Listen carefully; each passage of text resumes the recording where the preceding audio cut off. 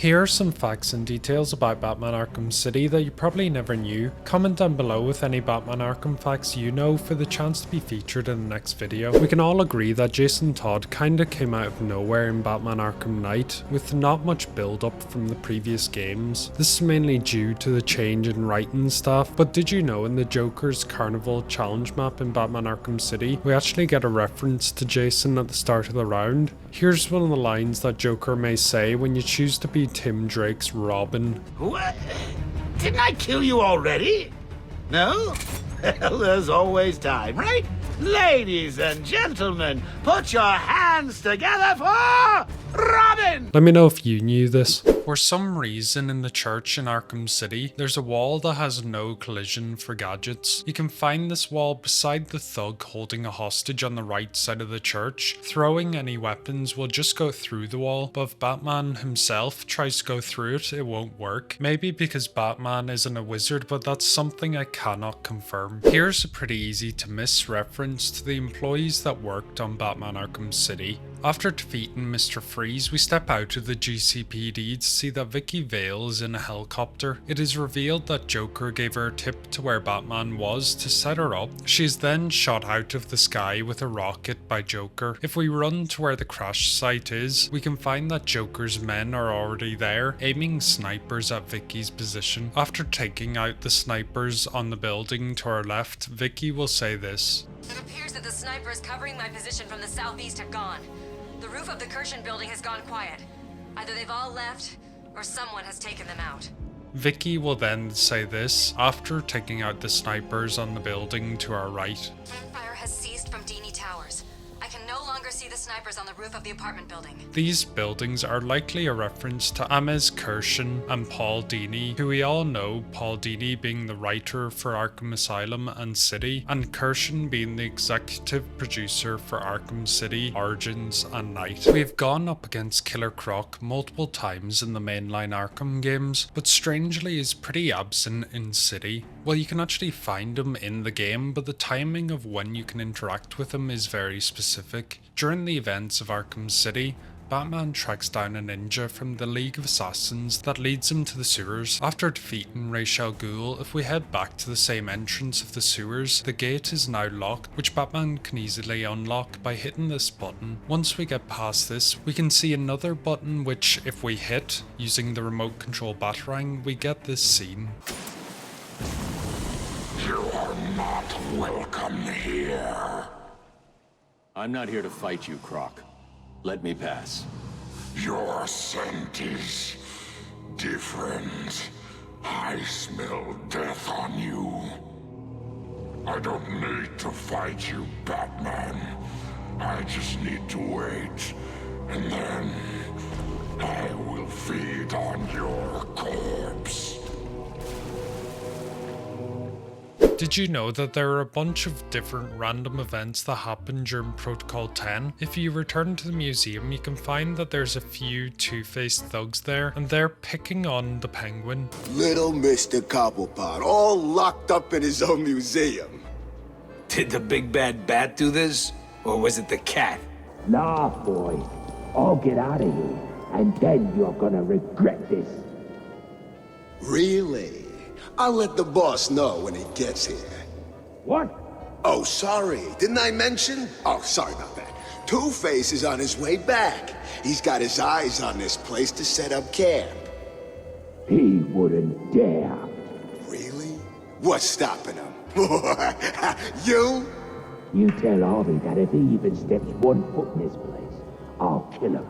I'll carry him out. So, you probably like that, won't it?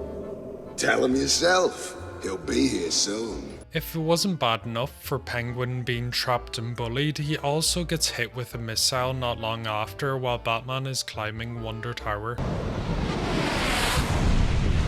Maybe he deserves it after what he did to Razor. Did you know that you can actually abandon Catwoman in Arkham City? At the very start of the game, Catwoman is captured by Two-Face. Now normally Batman goes in to save her by heading into the courthouse, intervening with Two-Face's plans, and takes him down, but if Batman is too chicken to fight and tries to run away, you will get this fail screen. What's up, Batman? in two minds about saving the kitty. Let me help you out. Killer!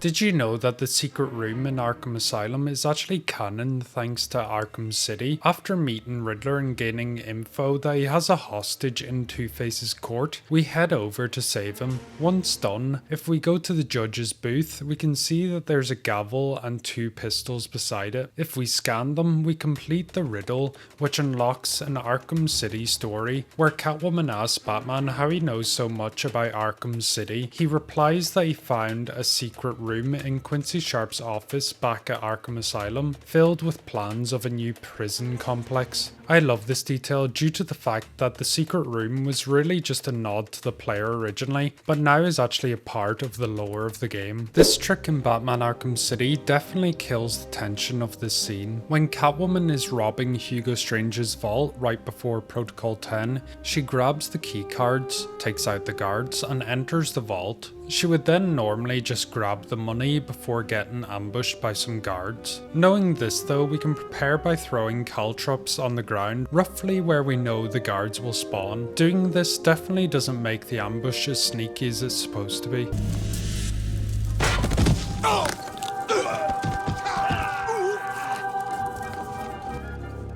It appears we have caught our intruder. Teach her a lesson.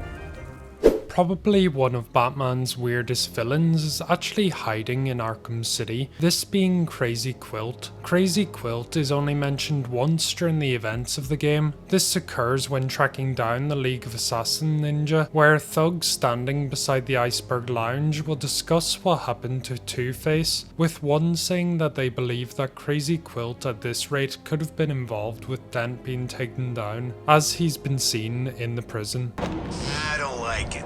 Shouldn't we do something? What do you suggest? I don't know. It's all gone freaking crazy here. I mean, first Batman goes in the museum, then Penguin goes dark on us, and now this. Dent's got some nerve sending his crew over here. I thought he was supposed to be on the run anyway. Didn't Batman beat the crap out of him? Or Catwoman? Hell, these days it could have been anyone. I heard Crazy Quilt was seen down near the court. Seriously? That's what they're saying. There's no way some cheap a-hole villain like Quilt took down Dent. Batman did it.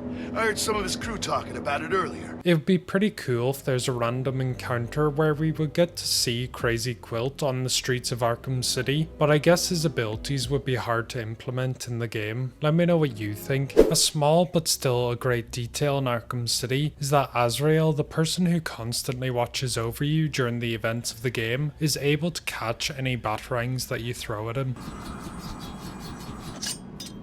What if I told you there was hints to what could have been 3 big villains in Batman Arkham Knight, and none of them would have been Jason Todd? We all know that Paul Dini left after Arkham City, but he definitely had been cooking something up for the next game. We see this with Scarecrow's secret boat and the radio frequencies that he had, but it seems like Scarecrow also had some villains involved for the next big plan. The first villain being Riddler. We see this by going to Riddler's 3rd hostage location, and behind where we save the hostage, we can find Scarecrow's canisters hiding behind the barbed wire, meaning that Riddler either stole these canisters or Scarecrow provided them to him. The second villain we can find these canisters with is Hush, who at his hideout we find more of them when you enter the room tucked away in the corner. Makes me wonder, is there a deeper meaning to this? I doubt Riddler was ever planned to be a main villain, but it would be an interesting concept, especially how there was talks of Dini's 3rd game being focused on Hush and Scarecrow. Let me know what you think. Do you think this is believable? There's secret dialogue from the Joker in Arkham City that hints towards the end of the game. In order to do this, we need to head to the church to follow the sniper shot, where we discover that the sniper is remotely controlled by Joker. We get a countdown before the bomb that Joker rigged explodes, but if Batman doesn't jump out of the window in time, we get this dialogue. What are you waiting for?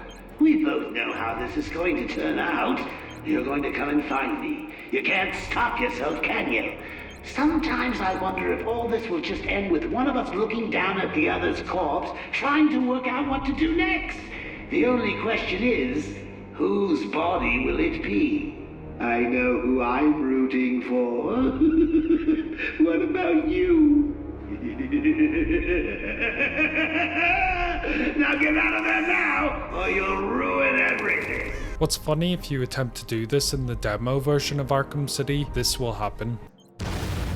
There was originally plans for Rocksteady to release a multiplayer mode for Arkham City named Arkham City Ganglands, where essentially rival gangs would go up against each other to complete an objective before the other gang, while Batman and Robin would try to take down these thugs and prevent them from completing their tasks. If it sounds similar, then it's actually due to it being cut out and used for the next game, Arkham Origins, going by the dates that these multiplayer builds were labelled, with the earliest we can find being January 2012, roughly 4 months after the initial release of Arkham City. Could mean that they wanted to add it as a free DLC, but shifted their focus to Arkham Knight. So what progress was made so far was handed to WB Montreal to finish in Origins. I always wondered if Arkham City launched with that multiplayer, would have it performed better than Arkham Origins multiplayer did? Arkham City would have had the advantage that it sold roughly 12.5 million copies compared to Arkham Origins selling roughly 7, but I guess who really buys a Batman Arkham game looking for the multiplayer experience? Comment down below what your favourite fact is. Let me know if there's any facts that you would like to be featured in the next video. Be sure to like and subscribe. That's all for now. My name is Fo, and Slam.